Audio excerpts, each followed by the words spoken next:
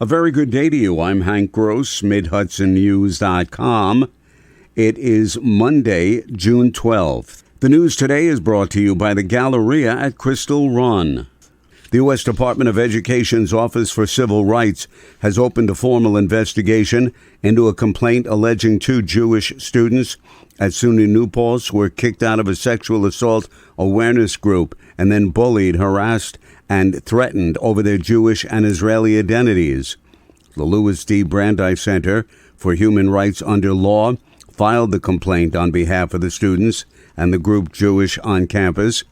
The students Cassandra Blotner and Ophik Price, both members of the group New Paltz Accountability, were kicked out of the group, says Denise Katz-Proper, Director of Legal Initiatives for the Brandeis Human Rights Center. These two women, one of whom is Jewish American and one of whom is Jewish Israeli. Zionism, or the Jewish people's connection to the land of Israel, is a very important part of what it means for them to be Jewish. And when they express pride in that aspect of their Jewish identity, which is connected to the Jewish people's ancient, millennia-old connection to the land of Israel, that's when they were castigated. That's when they were discriminated against and harassed. Katz-Prober says the Department of Education is investigating anti-Zionist motivated anti-Semitic discrimination and harassment as a potential violation of Title VI of the Civil Rights Act of 1964. SUNY New Paltz denied any anti-Semitic discrimination. We unequivocally condemn any attacks on SUNY students who are Jewish and will not tolerate anti-Semitic harassment and intimidation on campus, the statement said. The college also said they do not comment on pending investigations. The state legislature has passed legislation requested by Ulster County permitting it to raise the occupancy tax on hotel and motel short-term rental stays from 2% to 4%. The bill, sponsored by Senator Michelle Hinchey and Assemblywoman Sahara Hannah Shretha, now awaits the governor's signature. Neighboring counties have occupancy tax rates at least double that of Ulster County. Dutchess has had a 4% occupancy tax rate since 2004. Orange and Sullivan counties both have an occupancy rate of 5%.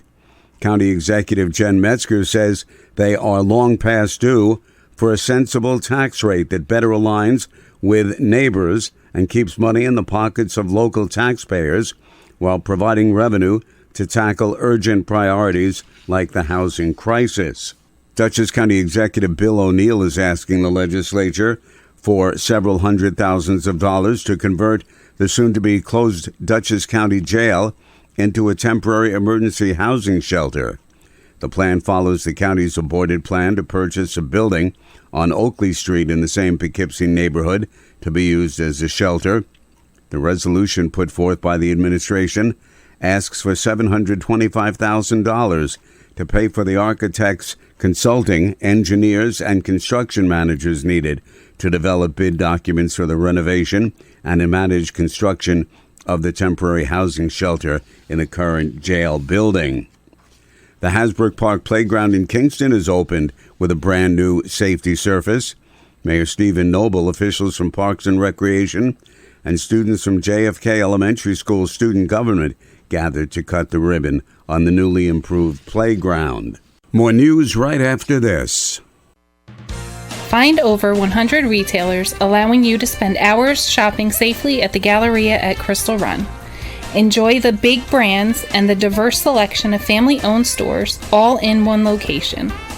The Galleria at Crystal Run offers dining options for everyone with Fuji, 110 Grill, Allen's Mediterranean Grill, and Peru Cuisine.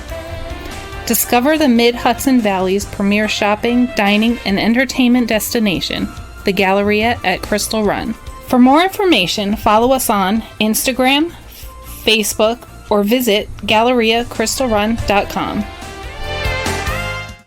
The city of Newburgh is applying for a 10th round of GIVE money from the State Division of Criminal Justice Services.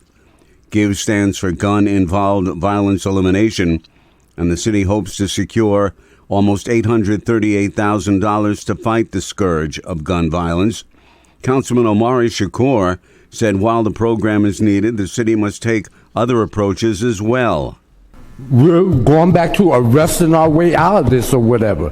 That's what it seems like, because they keep getting grants, the police department, but why aren't we getting grants to get kids jobs? Why aren't we giving grants to help people with housing? Why aren't we getting those grants? And then maybe the frustration level will go down, maybe we wouldn't have so much violence. Newburgh, like other cities, does receive housing and job grants, and the GIVE grant is just one piece of a comprehensive plan to curb violence and improve economic conditions. 6 construction projects that the Newburgh City Council approved years ago have yet to see ground broken, and Mayor Torrance Harvey is blaming that on red tape at City Hall.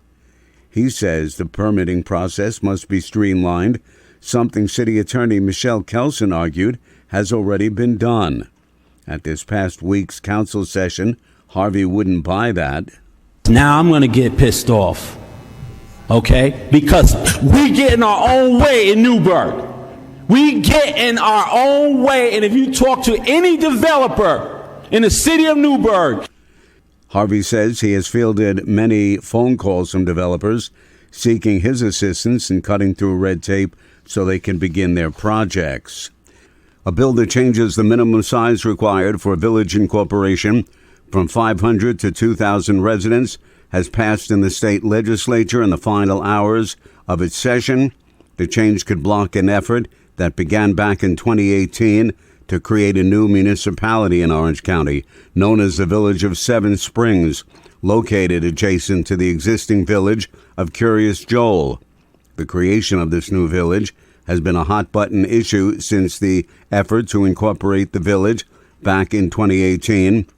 The bill is sponsored by Senator James Skoufis, who represents the portion of Orange County in the Senate. He says the bill was needed to address the Seven Springs incorporation effort for several reasons, the chief of which was protecting against overdevelopment.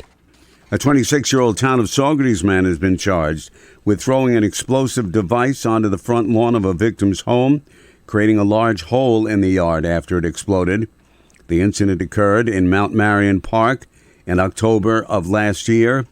Saugerties police investigated and on June 7th of this year arrested Tyler Brinkhorst of Route 9W on a charge of felony criminal mischief for allegedly throwing the explosive. I'm Hank Gross, MidHudsonNews.com. The news today is brought to you by the Galleria at Crystal Run.